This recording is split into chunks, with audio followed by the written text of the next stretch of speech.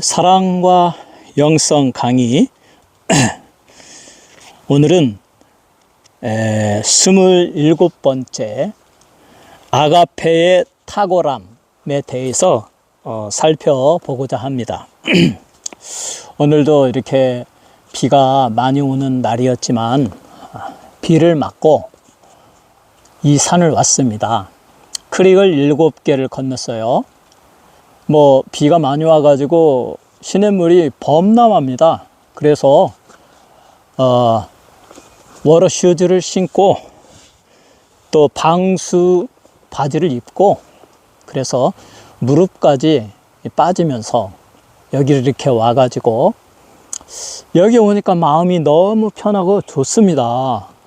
여기서 우리 하나님 은혜로 또 찬송하고 기도하는 동안 비를 잠시 멈춰 주시고 또 그 후에 비가 오다 안 오다 해서 비가 오는 동안 나무 그늘 아래서 비를 피하고 그리고 이렇게 또 비가 멈추니까 이 시간도 우리 하나님의 아가페의 탁월함, 우리 바울 사도가 말한 제일 좋은 길에 대해서 한번 강의를 하고자 합니다. 여기에 오니까 너무 좋아요. 아름다운 자연도 좋고 또 마음껏 부르짖으며 찬송할 수 있어서 좋고 또 우리 하나님께 성령으로 기도하고 성령이 쏟아 부어주심을 사모하며 기도하는 시간이 너무 좋고 또 이렇게 이 시간에는 제가 쓴 사랑과 영성을 또 이렇게 강의할 수 있어서 좋습니다. 이 아가페의 탁월함, 헬라어의 사랑의 명사인 아가페는 상대적으로 신약 성경과 초기 기독교의 저작물들 밖에서는 사용이 안 됐다. 그러니까 기독교 내에서만 사용되었다. 심지어 그리스 문학에서조차 아가페라는 단어를 사용하는 경우가 없었다. 이 아가페의 동사 아가파오는 그것의 명사인 아가페보다 헬라 문학에서 조금씩 사용된 예가 있었다고 합니다. 그리고 실제로 구약 성경을 70인역으로 구약 성경을 헬라어로 번역한 70인역, 그러니까 구약 성경 자체에도 하나님이 사랑한다라는 사랑이 나오잖아요. 그와 같은 그 사랑의 표현들을 헬라어로 번역한 70인역에서 아가페를 사용한 경우가 많이 있습니다. 70인역에서 그 동사가 매우 빈번하게 사용되어졌다. 헬라 문화에서 거의 사용되지 않던 이 아가페와 아가파오 그 동사형을 70인역으로 번역하면서 일부러 채용화해서 하나님의 사랑을 나타낼 때 아가페라는 단어를 많이 사용했다라는 것입니다. 그렇게 함으로써 이방 종교에서 사용하던 또 세속적인 세상의 사람들이 사용하던 그 사랑의 개념들로부터 하나님의 사랑이 다르다는 것을 구분하고자 했습니다. 그리하여 바울 사도는 특별히 그가 신약을 쓸 때 또 사랑장인 고린도전서 13장을 쓸 때 완전한 아가페, 우리 하나님의 심오한 사랑에 대해서 잘 표현해 주고 있습니다. 바울은 당시에 감정적이고 성적이고 흥분적인 의미의 세속적인 사랑의 개념으로부터 하나님의 사랑의 개념을 탈피시켜서 그리하여 특별한 하나님의 위대한 사랑으로 표현하기를 원했고 그래서 아가페라는 단어를 사용했죠. 그리하여 아가페는 기독교의 새로운 창조물로서 우리에게 다가오게 되었다. 아가페는 가장 높은 고귀한 사랑인 하나님의 사랑을 대변하게 되었다. 이 초기 기독교에서 특별히 바울의 신학에 있어서 하나님의 사랑의 힘을 말하는 것은 그 자체에 있어서 하나의 신조와 같았다.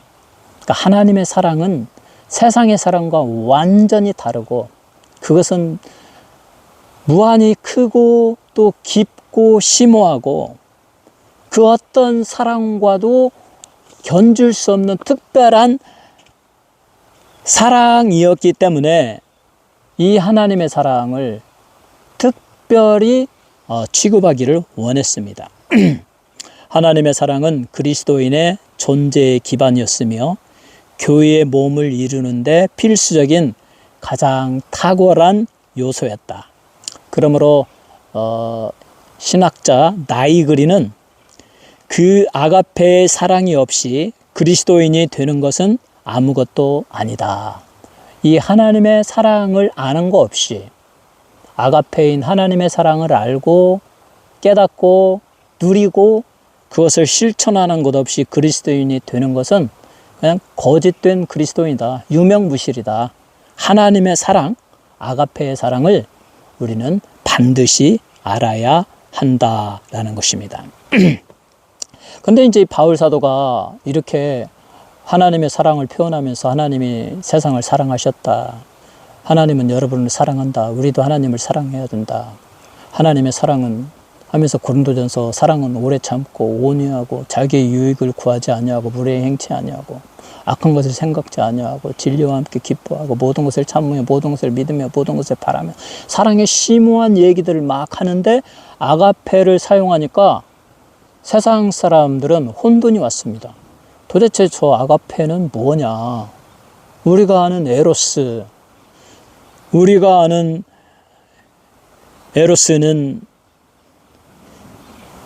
그저 감정적이고 흥분적이고 성적이고 이기적이고 그냥 자기의 좋아하는 것을 추구하면 되는 건데 도대체 아가페라는 것은 무엇을 말하는 것이냐라고 하면서 혼란이 왔었다.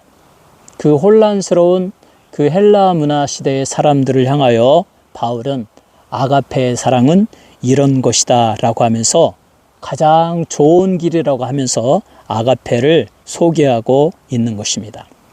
바울이 소개하는 아가페의 사랑의 개념은 내가 사랑을 주는 사람에 대하여 동기가 없는 것, unmotivated. 어떤 동기를 가지고 숨겨진 동기를 가지고 사랑하는 거 아닙니다. 내가 너에게 오늘 너를 사랑하고 너를 축복하고 너를 칭찬하고 너를 위해서 기도하고 내가 너를 위해서 밥을 사줄 테니까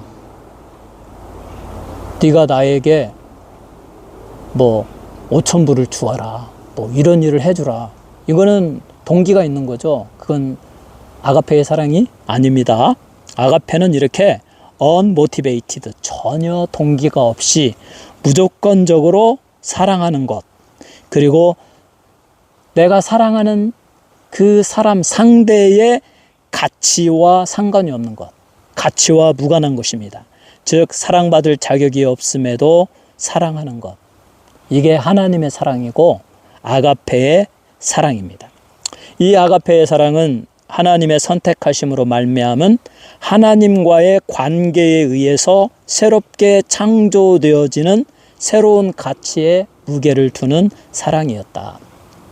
무조건적이고 사랑받을 자격도 없지만 하나님이 우리를 선택하시고 우리가 예수를 믿고 하나님의 자녀가 되고 하나님과의 새로운 관계를 가짐으로 말미암아 거기에 생성되는 가치. 자, 우리는 썩고 냄새나고 죄인이었습니다. 그저 그렇고 다 죽음의 길을 가는 똑같은 인간 아니에요? 50부 100부 다 죄인입니다. 우리의 그 행위에 대해서 죄에 대해서 하나님이 그냥 은혜 없이 심판한다면 다 지옥으로 떨어질 존재죠. 그런데 그런 가치 없는 인간을 하나님이 아들을 보내주셔서 우리의 죄를 대속하시고 우리에게 마음을 열어주셔서 성령을 주시고 예수를 믿게 하시고 예수를 믿음으로 우리가 죄사함을 받고 또 이렇게 우리가 하나님 은혜를 사모하며 성령 충만을 간절히 사모할 때 성령이 충만히 막 하나님의 사랑이 우리에게 충만히 임할 때 하나님과의 관계에서 새로운 가치가 생성되죠. 이제 하나님의 사랑받는 자녀요, 하나님의 아들 예수 그리스도를 희생하시며 그 피로 사신 존귀한 존재, 그래서 하나님의 거룩한 백성, 거룩한 대제사장, 하나님의 나라, 이 하나님의 위대한 사람이 되는 거죠. 그래서 하나님은 무한히 아무런 조건 없이 우리를 사랑하시는 겁니다. 이렇게 하나님과의 관계에서 새롭게 창조되어지는 가치의 무게를 두고 우리는 하나님의 사랑을 실천하게 되고 아가페를 사용하게 되는 것입니다. 그러면 바로 바울은 왜 아가페의 사랑을 세상적인 사랑인 에로스의 개념으로부터 독립시키려 했을까? 방금도 제가 말했지만 당시의 에로스는 세상에서 그리고 비기독교적인 종교에서 성적이며 감정적이고 욕정적이고 황홀경이었으며 정열적인 의미를 전달하고 있었다. 하나님의 사랑을 도저히 포함하지 못하고 설명하지 못하는 사랑의 개념이었다. 그래서 이 바울 사도는 아가페는 그러한 개념을 전혀 전달하지 않고 새롭게 자기가 사용하면서 하나님의 사랑을 소개하는 것이었기 때문에 이 아가페라는 단어를 사용하면서 하나님의 사랑을 나타냈다. 마침 70인역에서 그 히브리어의 동사 사랑하다의 동사 아헤브를 아가페의 동사형인 아가파오로 번역해서 아가파오라는 동사를 아주 130회 정도 사용하였다. 또 명사형인 아하바를 히브리어의 아하바를 아가페로 번역하여 16회 사용하였다. 이 사실을 알고 바울은 과감하게 신약에서 하나님의 사랑을 표현할 때 아가페라는 동사를 사용해서 하나님의 특별한 사랑을 표현하였다. 그리하여 바울이 채택한 이 아가페의 사랑의 개념은 남을 먼저 위하며 남을 존경하며 상대방의 행복을 위하는 사랑, 나의 이기심을 취하지 않는 비이기적이고 무조건적인 사랑, 상대방을 위한 사랑이 하나님의 아가페의 사랑입니다. 바울은 이 사랑을 제일 좋은 길이다. 하나님의 사랑을 실천하는 것이 제일 좋은 길이다 라고 하면서 제일 좋은 길을 우리에게 소개합니다. 그래서 고린도전서 12장 31절, 12장이 끝나는 마지막 절에 내가 또한 제일 좋은 길을 너희에게 보이리라. 이제 내가 너희에게 제일 좋은 길을 보이겠다. 그러면 12장은 무엇입니까? 고린도전서 12장은 은사를 설명하는 은사장입니다. 은사는 여러 가지가 있고 은사는 무엇이고 우리는 예수 그리스도의 몸된 교회의 한 지체를 이룹니다. 교회의 머리는 예수 그리스도. 우리는 교회의 몸의 구성원으로서 이제 인간의 몸을 예로 든다면 우리 주님이 머리이니까 그 머리에 영향을 받는 어떤 손과 발과 몸의 모든 그 우리 지체가 있지 않습니까? 그 지체의 한 부분이다, 각자는.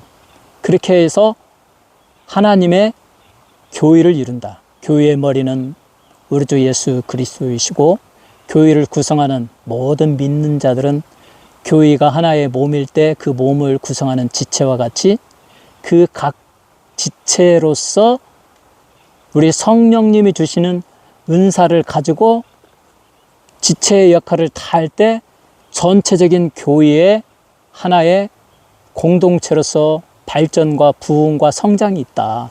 그래서 모든 그리스도인은 성령의 은사가 각자에게 주어진 지체로서 역할을 하도록 은사가 주어져 있는데 그 은사를 스스로 발견하고 그 은사를 더욱 개발하고 기도하고 자기의 받은 그러한 분야의 은사를 잘 발전시켜서 이 세상에 하나님의 영광을 높이 드러내고 이 세상에 우리 주 예수의 복음을 전하고 이 세상에 예수 그리스도의 교회가 더욱 발전하고 부흥하고 성장하고 세상 사람들의 칭송을 받을 수 있도록 그렇게 헌신해야 된다. 이게 은사를 주신 목적이다. 그래서 바울 사도는 고린도전서 12장에 성령의 은사에 대해서 다 설명합니다. 여러분과 저도 은사가 있습니다. 예수를 믿는 자에게는 모두 은사를 주십니다. 그런데 그 은사는 대개의 경우 사람의 탤런트, 그 재능에 더하여서 주는 경향이 많이 있습니다. 내가 특별히 글을 잘 쓴다. 내가 특별히 음악을 잘한다. 내가 특별히 무엇을 잘 맡는다. 내가 특별히 사람들을 잘 다룬다. 뭐 이와 같은 그러한 은사가 있을 때 그 사람이 예수를 믿고 또 열심히 기도하면 성령이 그 은사에 기름을 부어주셔서 그 분야에서 더 발전되고 더 성장하게 하고 그리고 거기에 믿음이 함께하기 때문에 그 은사가 발휘되어져서 하나님을 영화롭게 하고 교회가 더욱 성장하고 세상에 칭송을 받게 한다. 이게 바로 은사입니다. 여러분은 여러분에게 주신 은사를 잘 발휘해야 돼요.